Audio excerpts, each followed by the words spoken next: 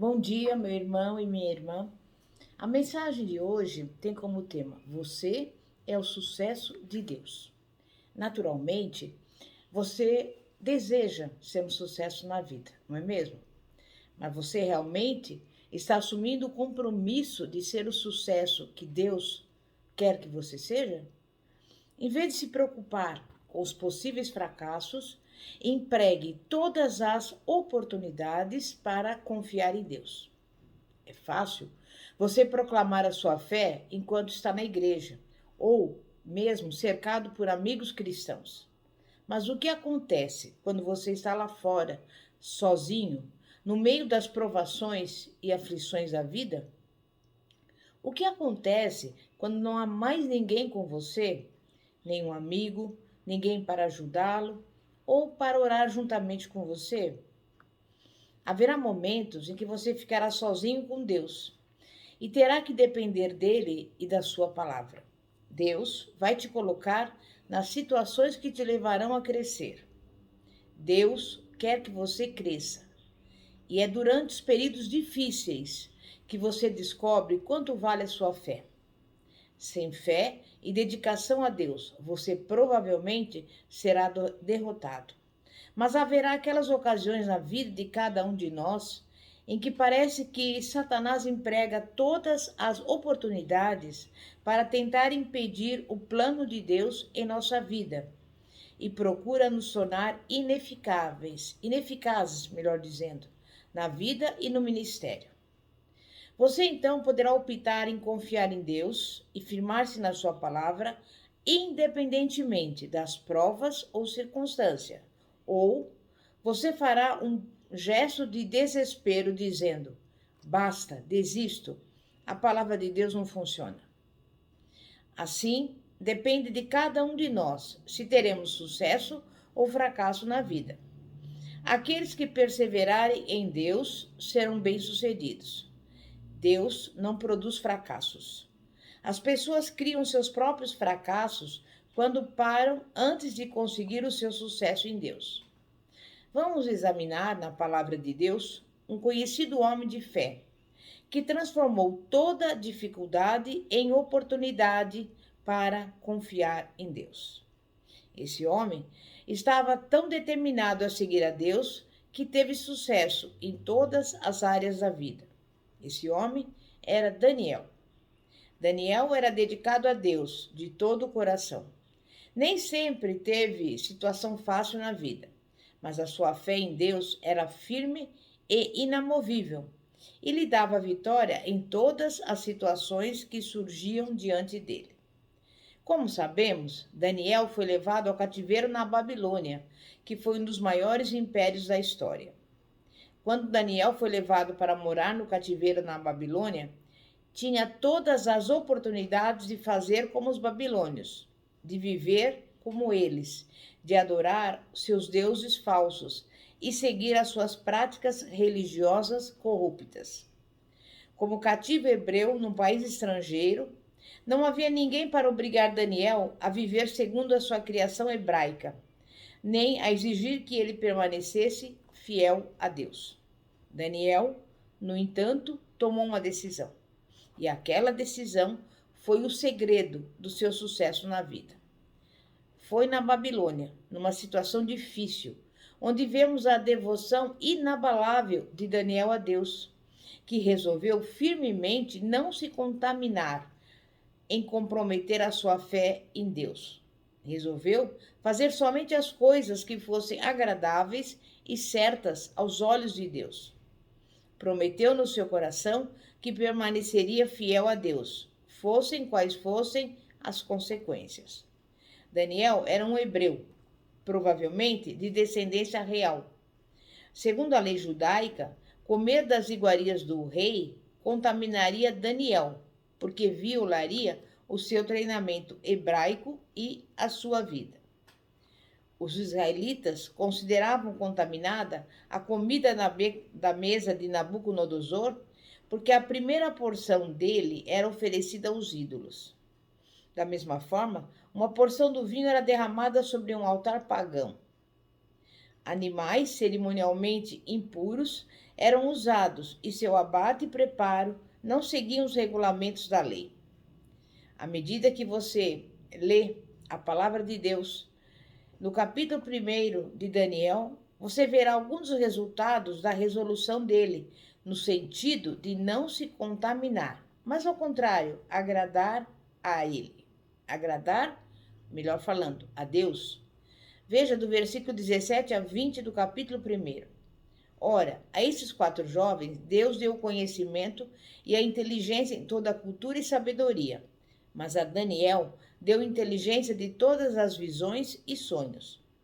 Vencido o tempo determinado pelo rei para que os trouxessem, o chefe dos eunucos os trouxe à presença de Nabucodonosor. Então, o rei falou com eles, e entre todos não foram achados outros como Daniel, Ananias, Misael e Azarias. Por isso, passaram a assistir diante do rei. Em toda a matéria de sabedoria e de inteligência, sobre o que o rei lhes perguntava, os achou 10 vezes mais doutos do que todos os magos e encantadores que havia em todo o seu reino. Mas conforme veremos, as circunstâncias passaram a ser difíceis quando foram impostas contra Daniel leis e pressões, sancionadas por um rei pagão, que eram contrárias à dedicação que Daniel tinha a Deus. A fé e a dedicação de Daniel voltaram a ser testadas, porque foi feita uma proclamação que proibia que conselho fosse procurado de qualquer ser humano ou Deus durante 30 dias. Quem fizesse assim seria condenado à morte. A pessoa que desobedecesse essa ordem do rei seria lançada viva numa cova de leões famintos. E eu pergunto, quantos entre nós temos arriscado ser jogados na cova de leões por causa da nossa fé em Deus? Seria uma verdadeira prova de fé, não é verdade? E veja que Daniel, ele não teve medo. Ele é considerado um dos mais corajosos homens que nós vemos na palavra de Deus. A gente vê no capítulo 6 de Daniel e no versículo 10 que Daniel estava firme na sua fé, na fé em Deus, e que também ele era inamovível em sua dedicação ao Senhor. Em vez de obedecer a um decreto que o levaria a se desviar de Deus, adorava e louvava a Deus 3 vezes por dia, conforme sempre fizera. Daniel podia fazer assim porque os seus olhos e a sua fé se fixavam constantemente e exclusivamente em Deus. Ele sabia, portanto, que Deus podia livrá-lo. Embora Daniel tivesse permanecido fiel a Deus, ainda precisou enfrentar a cova de leões. É importante percebermos esse fato, pois às vezes pensamos que quando andamos perto de Deus, não haverá provas nem provações na vida. É possível que não haverá exatamente uma cova de leões em nossa vida, mas haverá provações que revelarão a qualidade da nossa fé. Não desista, porém, a sua fé em Deus lhe dará a vitória. A fé de Daniel não vacilou quando ele foi levado à cova dos leões. E a sua fé em Deus foi recompensada, porque Deus enviou um anjo para fechar a boca daqueles leões famintos. A chave do sucesso e do triunfo de Daniel contra a iniquidade do inimigo acha-se no versículo 22, que diz: O meu Deus enviou seu anjo e fechou a boca dos leões, para que não fizessem a mim dano, porque foi achada em mim inocência diante dele. Também contra ti, ó rei, não cometi delito algum. Em outras palavras, Daniel era inocente diante de Deus e também diante dos homens. Por isso, ainda que homens malignos se levantassem contra Daniel e procurassem destruí-lo, Deus o protegeu, porque Daniel andava na retidão diante do Senhor e dos homens. Daniel foi achado inculpável na sua vida diante de Deus, e por isso Nenhuma trama maligna poderia vingar contra ele. Não somente isso, mas porque a vida de Daniel agradava a Deus, embora Daniel tivesse que passar por essa provação. Deus o promoveu de tal maneira que se tornou um dos homens mais importantes de todo o Império Babilônio. É importante percebermos, pela palavra de Deus, que, independentemente das circunstâncias, Daniel resolvera no seu coração que agradaria a Deus e se colocou na condição certa de receber as bênçãos da parte do Senhor. E também, se você se mantiver com o seu coração reto diante de Deus e dos homens, Deus também cuidará do seu caso e você sempre sairá vencedor. Ou melhor, como diz a palavra de Deus, mais do que vencedor. Amém? É momento de oração. Santíssimo Deus e poderoso Pai, Pai de nosso Senhor e Salvador Jesus Cristo. Muitas vezes nos encontramos em situações difíceis e achamos que o Senhor nos deixou, nos abandonou. Ficamos com medo, desesperados, mas nós vemos agora o exemplo de Daniel.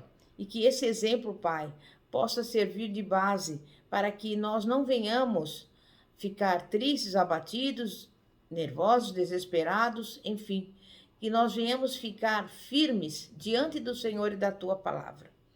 É o que eu desde já desejo a todos. E quero também pedir a você que se encontra doente, com alguma enfermidade, que o Senhor, nesse momento, vá te visitar, repreendendo todo o mal, toda dor, toda doença.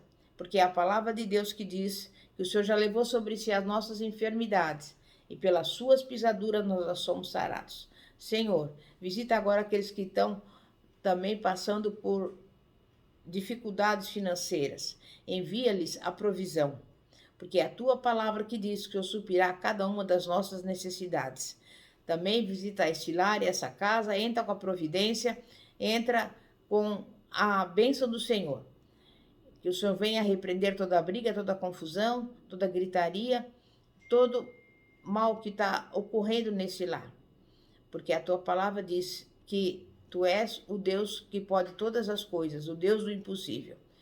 E desde já nós te louvamos e te agradecemos por tudo, em nome de Jesus. Amém e graças a Deus. Pastora Fátima, da Igreja Evangélica Apostólica Poder de Cristo. Que a paz de nosso Senhor e Salvador Jesus Cristo esteja contigo. Glória a Deus, aleluia. Amém e graças a Deus.